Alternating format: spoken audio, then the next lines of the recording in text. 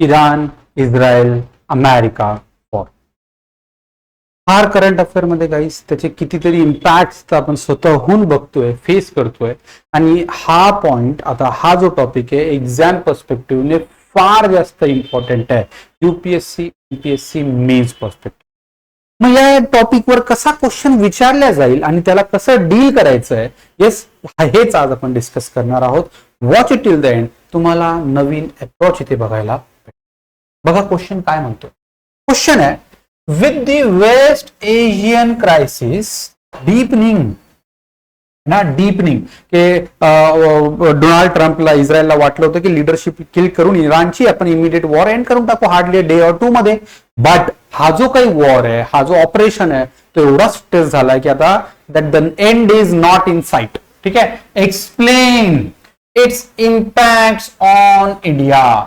Also discuss how to navigate then, है ना, how India can manage with this. ठीक आहे, कारण इंडियावर विचारतोय मग इंडिया. मग आता बघा हा क्वेश्चन मध्ये मला क्लिअरली दिसतंय की इंट्रोडक्शन साठी तुमच्याकडे हा वे. ठीक आहे, इथे बघा क्वेश्चन मध्ये दाखवतो इंट्रोडक्शन, डीपनिंग. सेकंड, बॉडीचे दोन पार्ट असतील तुमचा. ठीक आहे, एक इम्पॅक्ट बॉडी 1, ठीक आहे, आणि नेव्हिगेट बॉडी 2. ठीक आहे, मग हा झाला. आणि कन्क्लुजन मग तुम्ही सोल्युशनच्या टर्म मध्ये वे फॉरवर्ड आणि फ्युचरिस्टिक देणार. मग डिमांड आय गेस तुम्हाला कळाली आहे की तुम्हाला क्लिअर पहिले तर करंट स्टेटस सांगायचा आहे वॉरचा, करंट स्टेटस. देन नेक्स्ट तुम्हाला सांगायचं आहे की impact and that to multi dimensional impact. And then third is how to navigate this situation. ठीक आहे, मग हे करून तुम्हाला कन्क्लुजन करायचंय. 15 मार्क्स साठी आहे. सो 250 वर्ड्स ऑलमोस्ट स्ट्रक्चर आपला असा. मग इंट्रोडक्शन मी काय करणार, एक 15 to 20 वर्ड्स मध्ये. ठीक आहे, what I would be explaining the present status of war. Yes, present status.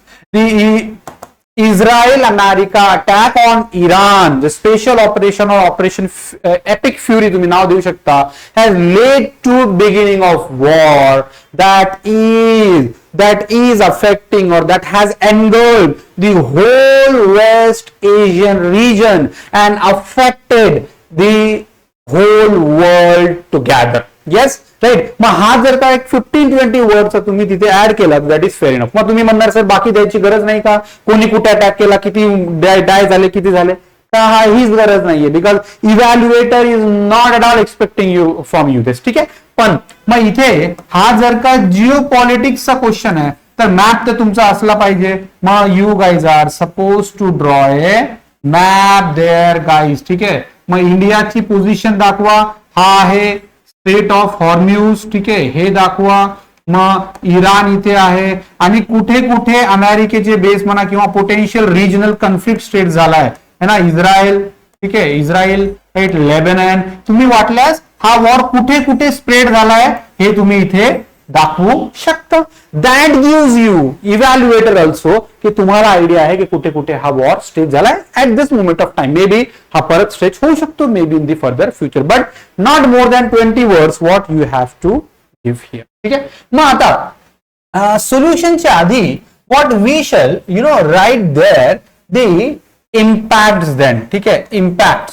आता impact needs to be multi dimensional guys. लक्षात ठेवा 15 मार्कर क्वेश्चन आहे. ऍटलीस्ट 7, 8, 10 पॉइंट तुमच्याकडे असले पाहिजे. जेवढे डायव्हर्स पॉइंट तुम्ही देणार तेवढाच जास्त इफेक्टिव्ह हा पॉइंट असेल. ठीक आहे, सगळ्यात आधी बघा आपला पहिला तर आहे दी इम्पॅक्ट ऑन ट्रेड. ठीक आहे, ट्रेड वर आपला फार ऍडव्हर्स इम्पॅक्ट झाला. It's not only oil trade. ठीक आहे, it's equally of goods trade also. ठीक आहे, रिसेंटली इराणने एक शिपवर अटॅक केला थायलंड बेस, त्याच्यामध्ये इंडियन्स होते आणि त्यांची सुद्धा तिथे डेथ झाली. ठीक आहे, so impact on trade. Second काय आहे, इट लीड्स टू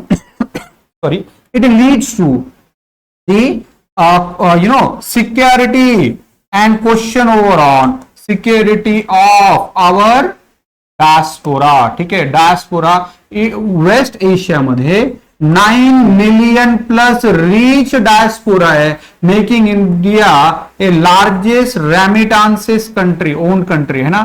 मग अशा केसमध्ये जर हा जर का डिस्टर्ब झाला आहे ना, Kuwait, Bahrain, then Saudi, UAE, इराणमध्ये सुद्धा आपले भरपूर आपले रिमिटन्सेस येतात तिथून आणि डायस्पोरा आहे, अशा केसमध्ये तो पूर्ण जर का डिस्टर्ब पार्ट असेल तर तो आपल्याला प्रॉब्लेम क्रिएट करतो आहे, that is for sure. Then you will find third is war premium as well, है ना. Third is war premium.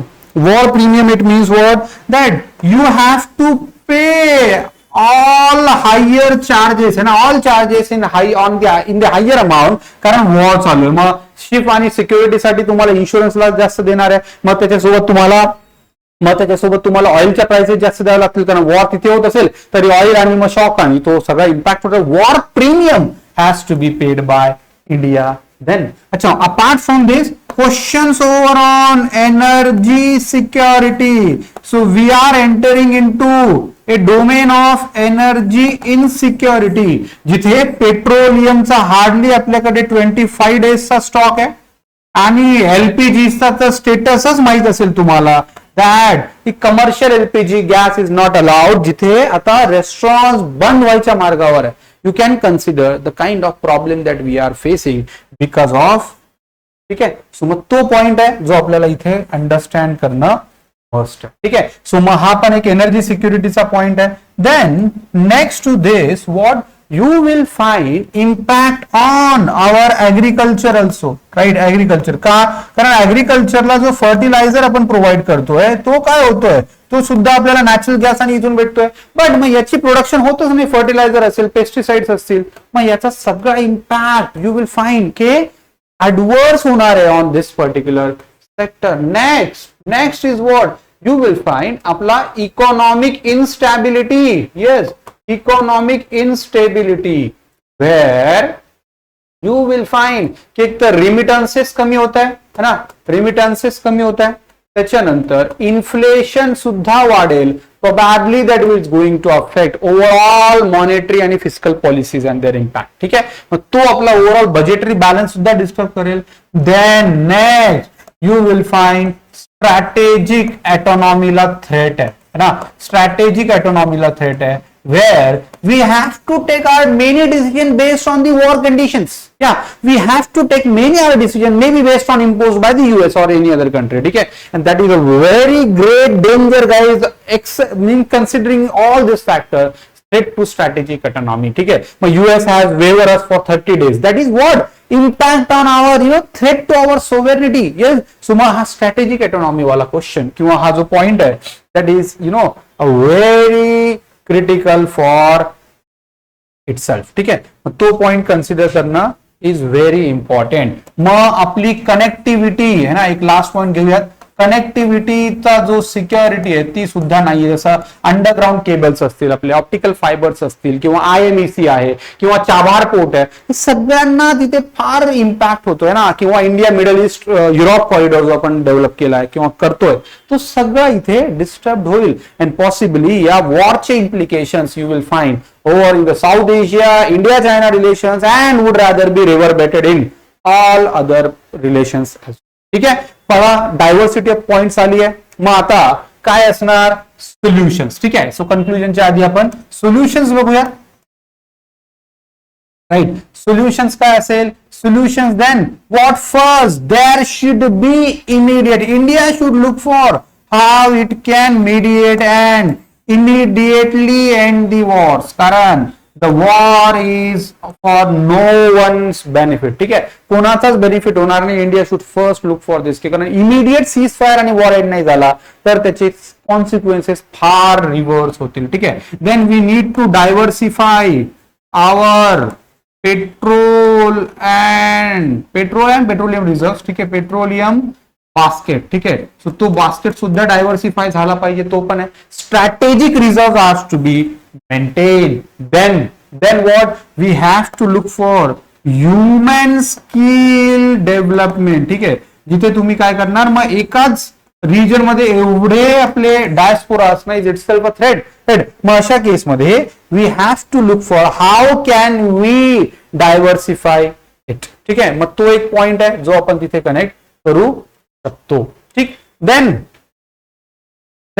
We should look for digital finance and digital finance and rupee swap. का? कारण माझा डॉलरचा एक तर डिडॉलरायझेशन प्लस ही जी इनसिक्युरिटी अनसर्टनिटी आहे त्याच्यामुळे मग रुपीला आपल्याला रुपीमध्ये ट्रेड आणि ट्रान्झॅक्शन करणं वुड रादर बी फिजिबल. कारण पुढे हा प्रॉब्लेम परत येणार आहे, डॉलरची स्केर्सिटी आणि हे सगळेच प्रॉब्लेम तिथे रेज होतील. अशा केसमध्ये तो पॉइंट आहे जो इथे आपल्याला हेल्प करेल. ठीक आहे. Then we have to equally prepared for all other situation if that war goes. ठीक आहे. So prepare for unexpected conditions also. ठीक आहे. सो मग त्याच्यासाठी सुद्धा आपल्याला रेडी राहणं मस्ट आहे. Though India is neutral but still that war would have rather very diverse implications. Right. मग सोल्युशन्सच्या केसमध्ये तुम्ही हे पॉइंट देणार. आणि नेक्स्ट कन्क्लुजन. मग कन्क्लुजन काय असणार?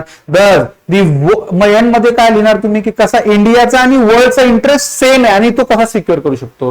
The war is for no one's benefit and it's better to end it as early as possible affecting the global security and the development by means of mutual dialogue. Right. मग हे केलं तर